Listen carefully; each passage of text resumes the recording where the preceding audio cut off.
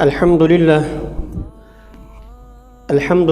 نحمده ونستعينه ونستغفره ونؤمن به ونتوكل عليه ونعوذ بالله من شرور أنفسنا ومن سيئات أعمالنا من يهده الله فلا مضل له ومن يضلله فلا هادي له وأشهد أن لا إله إلا الله وحده لا شريك له وأشهد أن محمدًا عبده ورسوله صلى الله تعالى عليه وعلى آله وأصحابه وبارك وسلم تسليمًا كثيرا أما بعد فأعوذ بالله من الشيطان الرجيم بسم الله الرحمن الرحيم سارعوا إلى مغفرة من ربكم وجنة عرضها السماوات والأرض أعدت للمتقين وقال تعالى في مقام آخر فاستبقوا الخيرات وعن أبي هريرة رضي الله تعالى عنه قال رسول الله صلى الله عليه وسلم بادروا بالأعمال الصالحة فتكون فتنة كقطع الليل المظلم يصبح الرجل مؤمنا ويمسي كافرا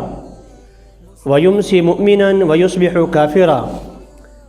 يبيع دينه بعرض الدنيا رواه مسلم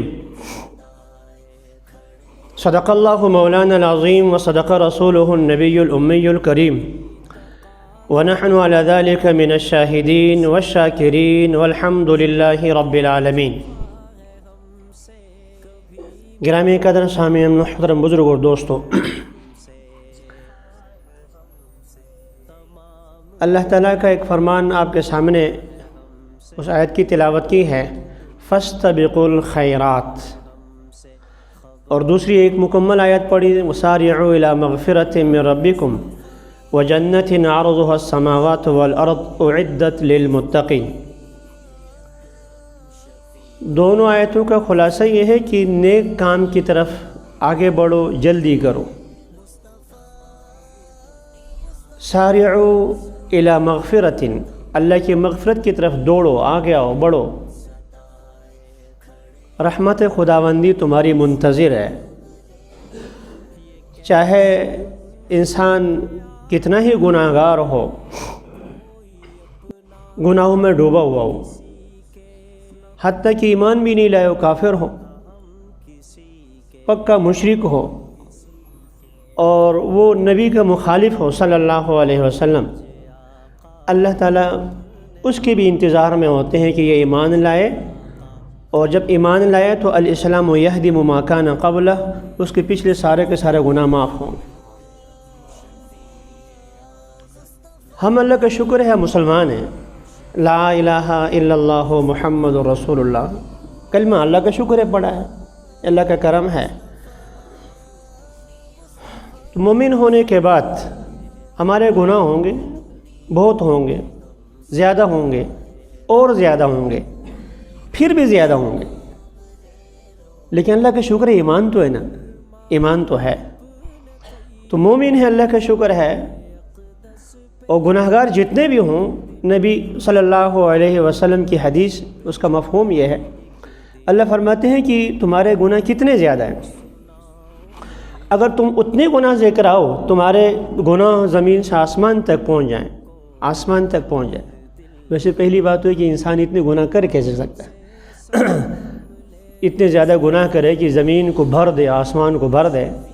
لیکن بالفرض والمعال ایک آدمی اتنے زیادہ گناہ کرتا ہے تو اللہ کی رحمت تو اس سے کروڑوں اربوں خربوں درجہ اس سے بھی زیادہ ہے، اللہ کی رحمت اس سے بھی زیادہ ہے۔ قل یا عبادی الذین اسرفوا علی انفسہم لا تقنطوا من رحمت اللہ، پیغمبر صلی اللہ علیہ وسلم آپ کہہ دیجئے کہ اے میرے وہ بندو جنہوں نے اپنے نفس پر ظلم کیا ہے،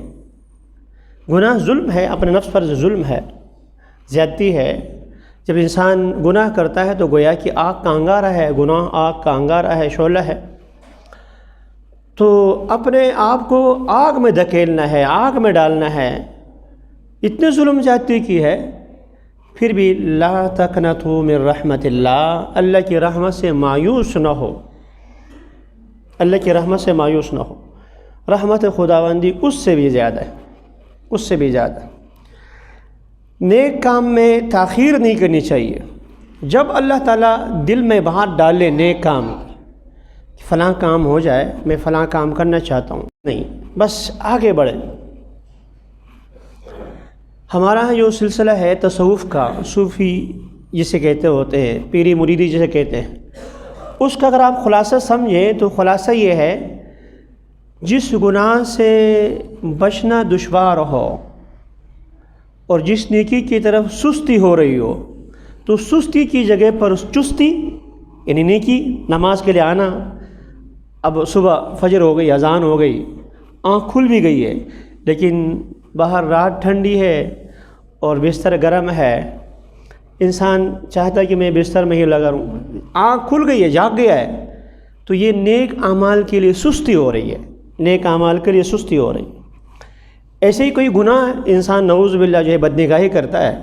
سمجھتا ہے کہ گناہ کا کام ہے، لیکن پھر بھی نفس سے مجبور ہوتا ہے اور پھر آنکھ اٹھا لیتا ہے، دیکھ لیتا ہے۔ تو بس وہ جو نیک اعمال میں سستی تھی، اور اس سستی ختم کر دی جائے، چستی پیدا کر دی جائے، اور وہ جس گناہ سے آپ بچنا چاہ رہے تھے اس کے اندر وہ طاقت پیدا کر دی جائے۔ یہی خلاصہ ہے، اور کیا ہے؟ یہ صوفیت، یہ کوئی اور چیز نہیں ہے، یہ شریعت ہی ہے۔ شریعت پر عمل کرنے میں جو دشواری پیدا ہوتی ہے، وہ دشواری ختم کرنا ہے۔ رسول اکرم صلی اللہ علیہ وسلم کی ایک حدیث میں نے آپ کے سامنے پڑھی ہے، ابو ہریرہ رضی اللہ تعالیٰ عنہ راوی ہیں۔ آپ صلی اللہ علیہ وسلم فرما رہے ہیں کہ نیک اعمال میں جلدی کرو، آگے بڑھو، نیک اعمال میں آگے بڑھو، اور ورنہ ایک وقت آنے والا ہے فتنے کا زمانہ ہوگا، اور فتنے ایسے آئیں گے کہ جیسے اندھیری رات ہوتی ہے، بالکل اندھیرے رات میں یہ راستہ سجائی نہیں دیتا، دایاں ہاتھ بایاں ہاتھ کا پتہ نہیں چلتا۔ فتنے ایسے ہوں گے، حق اور باطل بالکل جو ہے وہ ایسے آپس میں گڈمڈ ہوں گے کہ حق اور باطل کی تمیز مٹ جائے گی، کقطع اللیل المظلم۔ ایسے جو ہے فتنے پڑیں گے، ایسے فتنے پڑیں گے۔ یصبح الرجل مؤمنا ویمسی کافرا، نعوذ باللہ، نعوذ باللہ، صبح مسلمان ہے تو شام کو کافر، اور یمسی الرجل مؤمنا ویصبح کافرا، اگر شام کو مومن ہے تو صبح کافر۔ یہ نہیں کہ نعوذ باللہ وہ انسان جو ہے اپنے آپ سے میں کافر ہو رہا ہوں نا، ایسا نہیں، لیکن وہ فتنے ایسے ہوں گے اس کو پتہ ہی نہیں ہوگا، پتہ ہی نہیں ہوگا کہ میرا ایمان اب سلامت بھی ہے یا نہیں ہے۔ آج کتنے ہمارے بھائی ایسے ہیں، وہ زبان سے ایسے الفاظ کہہ دیتے ہیں کہ بالکل کلمہ کفر ہوتا ہے۔ یاد رکھیں کہ ترمذی شریف کی حدیث ہے، کل قیامت کے دن سب سے پہلے سوال بھی نماز کے بارے میں ہوگا، لیکن کوئی شخص زندگی پر ایک نماز نہیں پڑھتا ہے، نہ فرض، نہ واجب، نہ سنت، نہ مستحب، ایک نماز نہیں پڑھتا، فتوے کی روح سے ہم اس کو کافر نہیں کہتے، یہ کافر ہو گیا یہ نہیں کہتے ہوتے۔